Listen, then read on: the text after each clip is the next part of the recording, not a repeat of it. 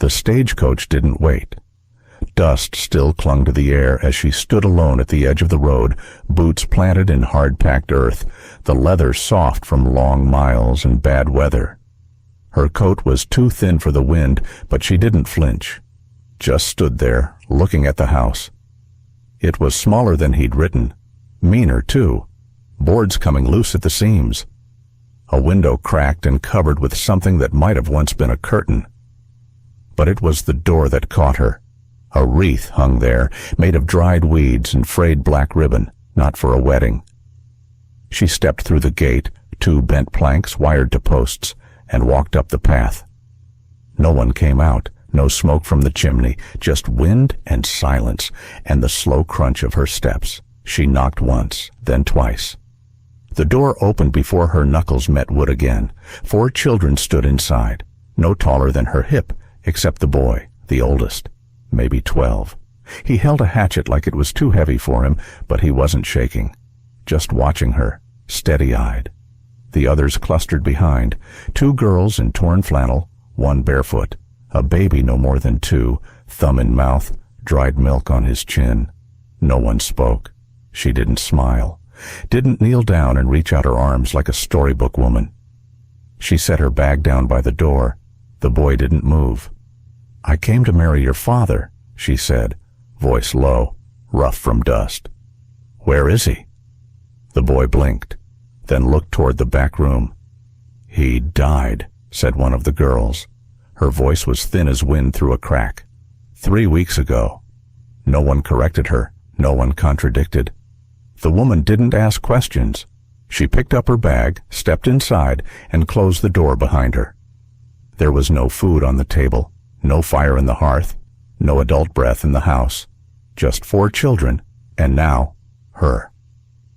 She hung her coat on a crooked peg and rolled up her sleeves. There was flour, a little, salt, a pot with old grease hardened to the bottom. It would do. That night she boiled water, scrubbed the table with vinegar, and split a stale loaf 4 ways. She ate nothing. When the youngest began to cry, she cradled him without thinking, bouncing him gently against her ribs, where her own ache had settled in silence. No one asked her to stay. No one said thank you. In the morning, she built a fire and washed their socks in melted snow. And she stayed. The next morning came colorless, sky like an old bedsheet, thin and wrinkled, no sun behind it. She split kindling with numb hands, the axe blade dull and chipped, the handle worn where calluses from other palms had smoothed the grain. Inside, breath steamed in the air. The children were still sleeping, all 4 in a tangle of limbs on a single straw mattress, dragged close to the stove. The coals had gone out in the night. She didn't wake them. Instead, she laid the scraps of a newspaper she found under the sink into the firebox. Nothing on the pages worth saving. Advertisements for patent medicine, a drawing of a train she'd never ride, a headline about a governor she didn't vote for. None of it mattered. She struck the match. It took. Smoke trickled out through the cracked seams of the stovepipe, curling like fingers reaching for the ceiling. She added splinters slowly. No sudden warmth, just the slow lifting of the coal's weight. She boiled water again.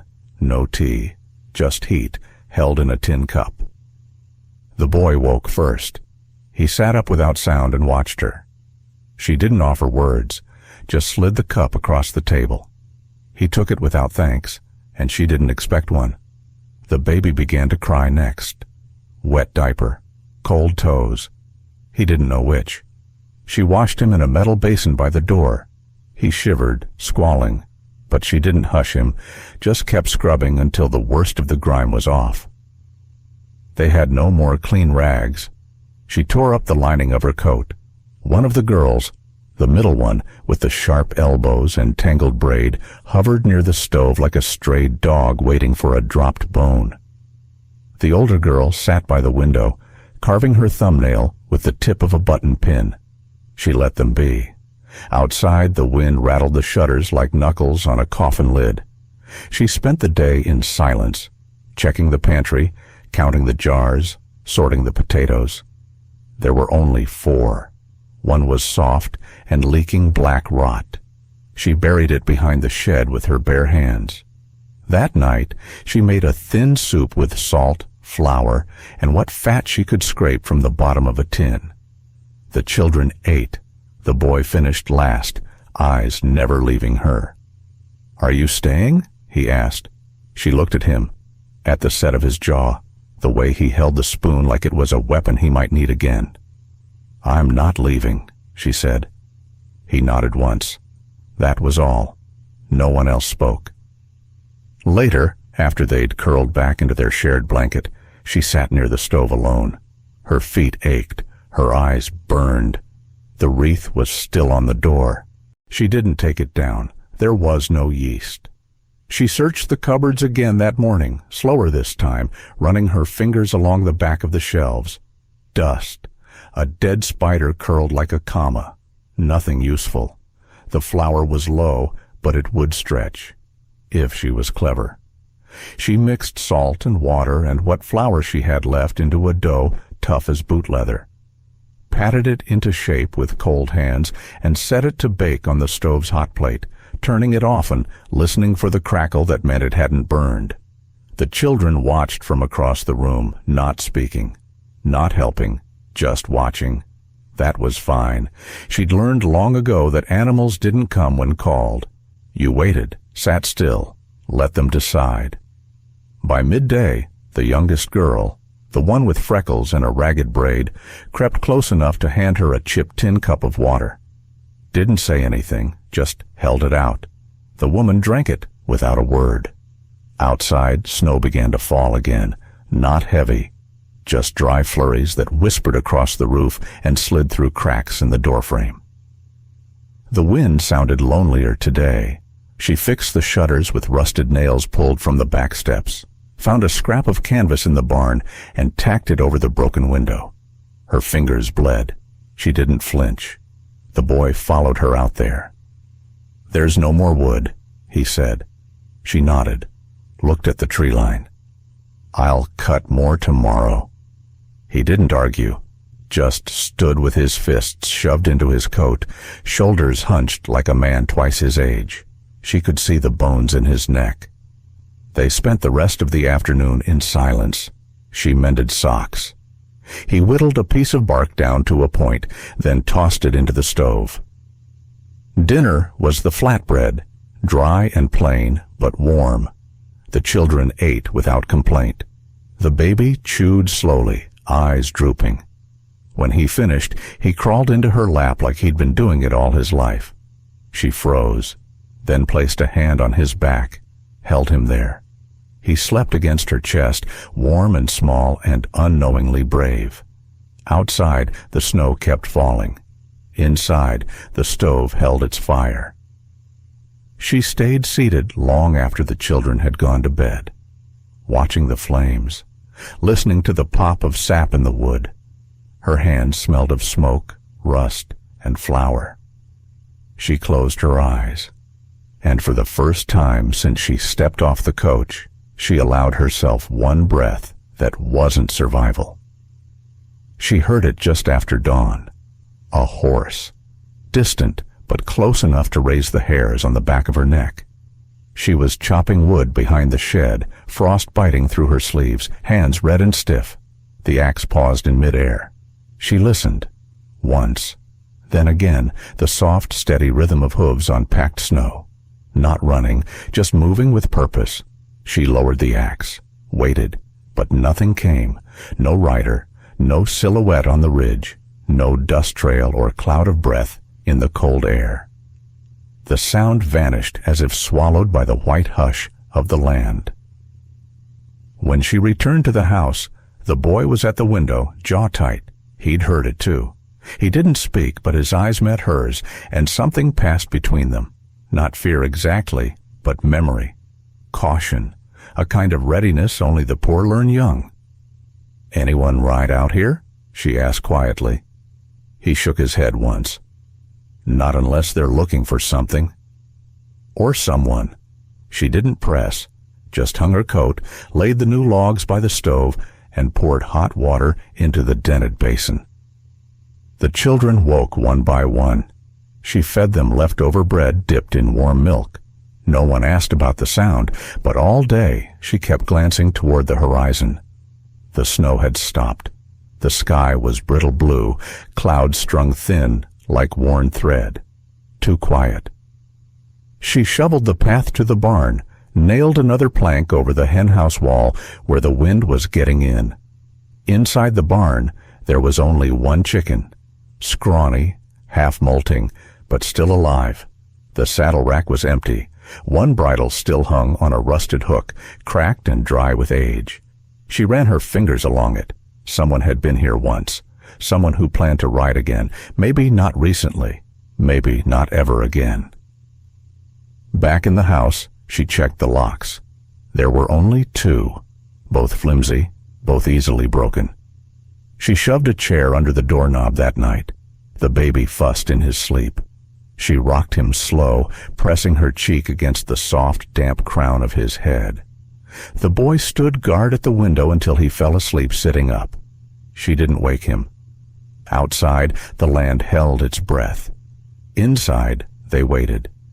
For what? No one said. She found them in a drawer beneath the broken table leg. A bundle of letters tied with fraying twine and sealed in dust. The handwriting was shaky but careful, not the hand of a child nor a scholar. A man's hand, the kind that had written by firelight after too many hours in the cold, spelling out love in borrowed words. She didn't open them, not at first, just held them, feeling their weight. Not heavy, not light, but thick with what had been hoped for and never came. The boy was chopping kindling outside. She could hear the rhythm of his strokes, sharp, steady, trying too hard to sound strong. The girls were sweeping the floor, dragging the broom more than using it, but she let them. They were learning. That was enough. She sat at the table, letters in hand, and finally pulled one loose. The ink was faded, dated 5 months before her arrival. The first words were a name. Her name. To Miss Clara Morton, if you're still coming, and Lord knows I hope you are, I've fixed up the house best I could. The roof leaks in the northeast corner, but the bed is made. It's a soft bed. Softer if you're in it. She stopped reading, folded the paper again, set it aside, opened the next. The hens stopped laying, but I still leave the door open. I like to think you'll walk through it. I don't need much, Clara, just someone who won't leave. There were 5 letters, all signed the same. Walter. She hadn't known his name. He'd written like a man who believed in second chances, like a man who thought a woman might save a place from falling apart. Too late for him, but maybe not too late for what he left behind. She burned the letters that night, one by one, fed them to the stove the way you'd feed a dying man, slowly, gently. Not because they weren't worth keeping, but because they had done what they came to do. She didn't cry, but when the last letter curled in the flames, she sat a long while staring at the orange light flickering in the stove's belly. The boy watched her from the doorway. You knew him? He asked. She shook her head. No, she said, but I knew the kind. He nodded, like that made sense, like he understood what kind that was. Outside, the wind shifted, brought with it the scent of pine and something else, something dry, like ash. She rose, banked the fire, and laid her blanket near the children, not with them, but near enough. That night, no one dreamed. Only the wind moved. He came on a Wednesday, not on horseback, but in a wagon too clean for these roads. Wheels lacquered, corners sharp, a team of matched bays tied neat. He wore a hat with a feather, and his gloves were softer than the baby's cheeks. She knew his type before he stepped down. Not a farmer, not a preacher, not a man who'd lift a shovel unless it bought him 10 more shovels and a fence to keep them behind. He knocked once, didn't wait. She opened the door with the baby on her hip and the poker from the stove still in her hand. The man smiled like someone handing out debt. "Good day, ma'am. Name's Pritchard.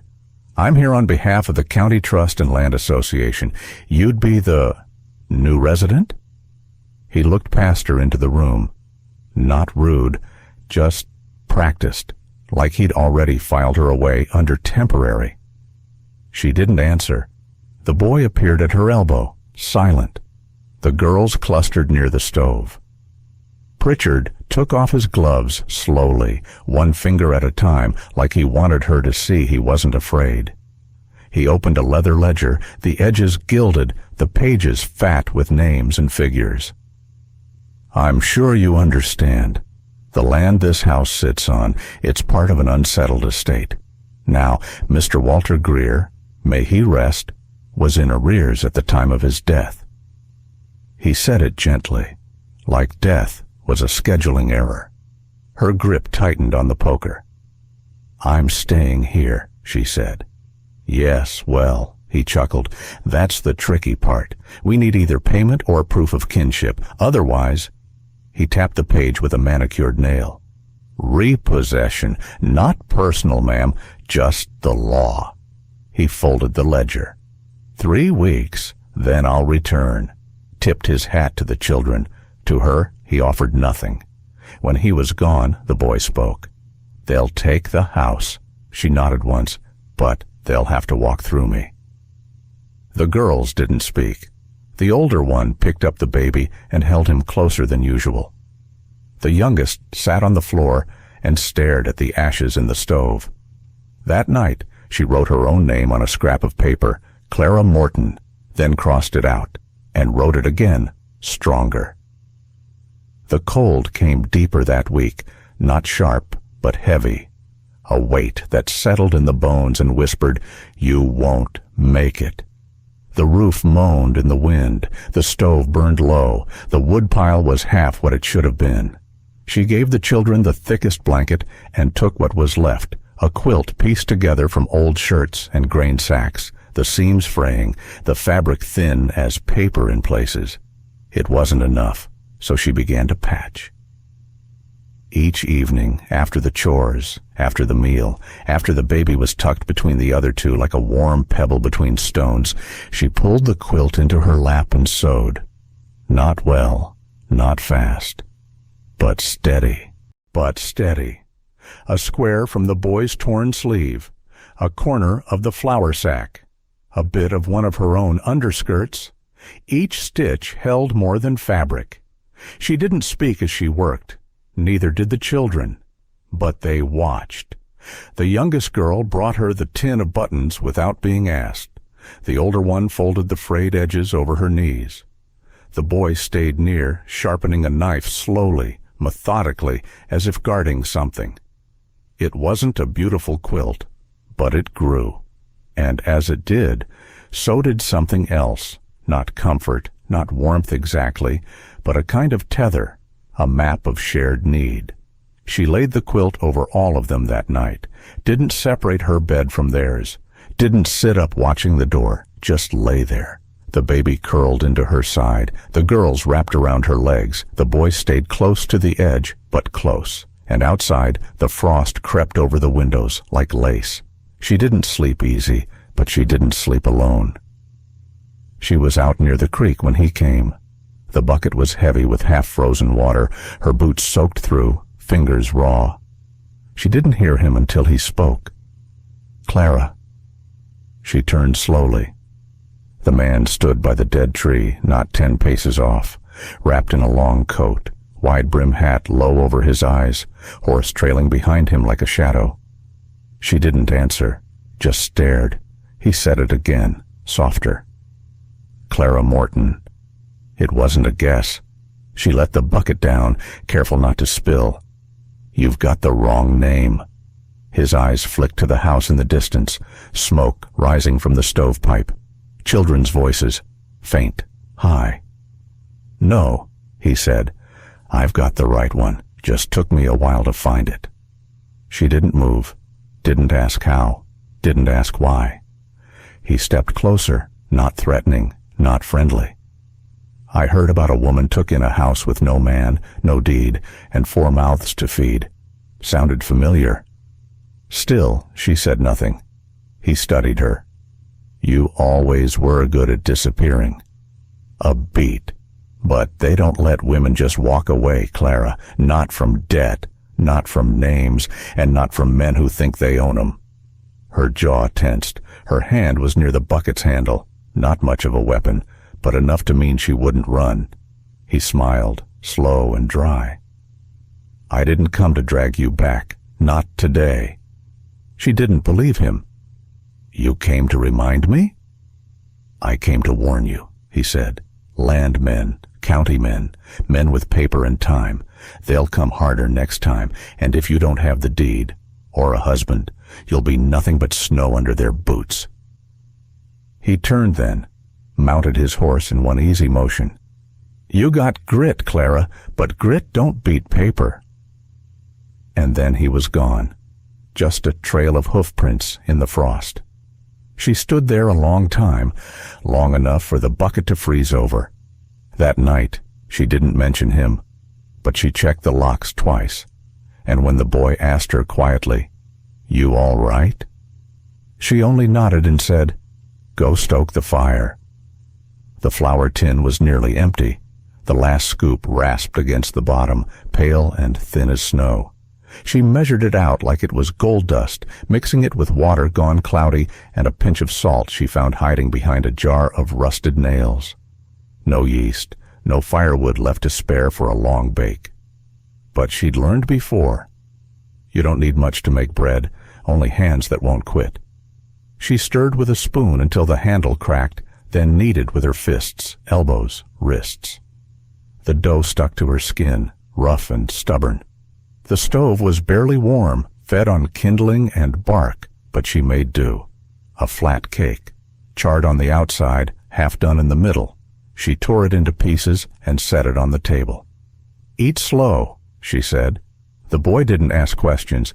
He passed out slices like they were fair shares of something greater. The girls chewed soft, quiet. Even the baby mouthed his with both fists like it was a feast. It wasn't sweet. It wasn't enough. But it filled the silence.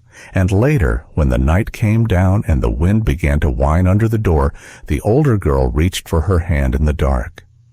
You make good bread, she whispered. Clara didn't answer, but she squeezed back. Because bread made from nothing is never just bread. It's a promise that tomorrow someone will still be here. It started with a cough, barely more than a hiccup, buried under the rattle of wind outside and the soft shuffle of the girl's feet. But by nightfall, the baby's chest moved too fast and his lips turned a shade too pale. She held him upright on her lap, feeling the heat burn through his shirt into her skin. His breaths came short and sharp, like little birds hitting a window. She tried everything she knew, honey on a spoon, steam from boiled water, wrapping him in her own coat, and pressing him to her ribs like her warmth might teach him how to breathe again. Nothing helped. The boy brought her the medicine tin, but it was near empty, only a stub of soap, a cracked vial, and a dried-out poultice that smelled of something long dead. Is he gonna die? The youngest girl asked. Clara didn't lie. I don't know. There was no doctor, no preacher, no neighbor with cow's milk or even a mule to send for help. Only the wind outside and 4 frightened hearts inside. She sat up with him all night, rocked him through the coughing, through the fever, through the long dark hours where the fire nearly died and her hope tried to go with it. She whispered to him, not promises, but presence. I'm here. That was all. I'm here. I'm here. I'm here. Sometime near dawn, the fever broke. His chest slowed, his hands uncurled. She didn't sleep, didn't cry, just held him and let the silence settle around them like snow on a grave that didn't need to be dug. The boy brought her a mug of water in the morning. He's breathing, he said. She nodded. She didn't smile, but when the baby stirred and reached for her finger, she gave it without hesitation. Days slipped like water through cracked hands. The house, still crooked and tired, began to breathe in its own way. The children learned the rhythm of chores: wood, water, fire, like a slow song without music. She watched them, the boy steady as a rock, the girl shy but growing bold, the baby now a small weight in her arms that made her stronger rather than weaker.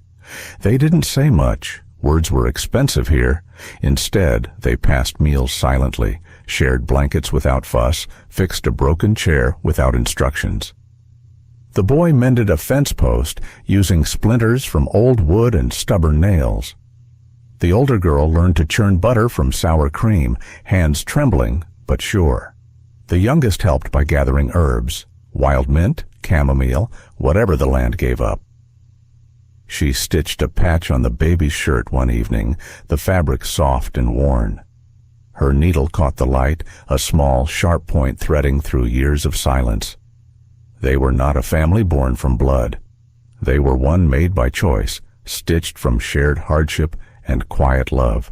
Not perfect, not easy, but theirs. Outside, the wind sang through the cracked windows, a wild, lonely song. Inside, the stove hummed, and for a moment, that was enough. The snow came early that year, first a dusting, then a blanket, then a white silence that smothered the land. The house groaned under the weight, the roof sagged, the woodpile shrank too fast. Days bled into nights, indistinguishable beneath the gray sky. The wind clawed at the windows. Frost crept inside like a living thing, wrapping around limbs and dreams. Food grew scarce. The baby cried more. The girl's cheeks flushed with cold. The boy's hands bled from chopping ice-covered wood. She moved through it all like a ghost, quiet but steady. She gathered herbs by the frozen creek, risking frostbite. She boiled what little water remained, stretched rations thin. She sang no lullabies. There was no warmth but what they carried in their chests. The stove sputtered and coughed, barely a breath against the cold. She wrapped the children tighter in the quilt, the one she patched in better days. Sometimes she caught herself staring into the dark, asking the wind to carry her away. But she never left, because leaving was the same as losing them all. She found the old stationery in the trunk, yellowed, edges curled like dry leaves. Pen in hand, she sat by the window where the last light seeped through cracked glass. Words came slow, hesitant, like footsteps on frozen earth. She wrote to no one, to a man who never answered, to a life left behind, to a hope she wasn't sure she believed in anymore. The letters spoke of the cold, of the children who needed her, of the house that felt less empty with each breath. She folded the paper carefully, tucked it in a tin box beneath the floorboards. The letter stayed there, unsent, unread, but held close, like a promise to herself that even in silence she could reach out. The knocking came late, sharp, insistent. She was mending clothes by the dying fire when the shadows grew too long. The boy tensed. The girls held each other close. Outside, the wind stilled as if holding its breath. She opened the door. 3 men stood on the porch, paper in hand, eyes cold. Pritchard among them, the man with the ledger and the hat, too fine. "We gave you time, ma'am," he said. "No deed, no kinship," the second man added. The third shifted his weight, hand near his belt. She didn't speak. She looked at the children, at the stove, still warm, at the quilt draped over their shoulders. "We're not leaving." Pritchard smiled thinly. "Then we'll have to do this the hard way." The men stepped forward. The boy grabbed a broken shovel. The girls huddled behind. She reached for the poker. The air crackled. Outside, the night stretched, endless and dark, and inside a family stood, fierce not because they had power, but because they had nothing left to lose. Dawn crept slow and gray. The men were gone. The house still stood, crooked, cracked, alive. She sat by the stove, hands raw from battle and work. The children stirred around her, quiet but safe. No promises of riches, no vows of safety. Only the weight of a life chosen, not given. She looked out the window.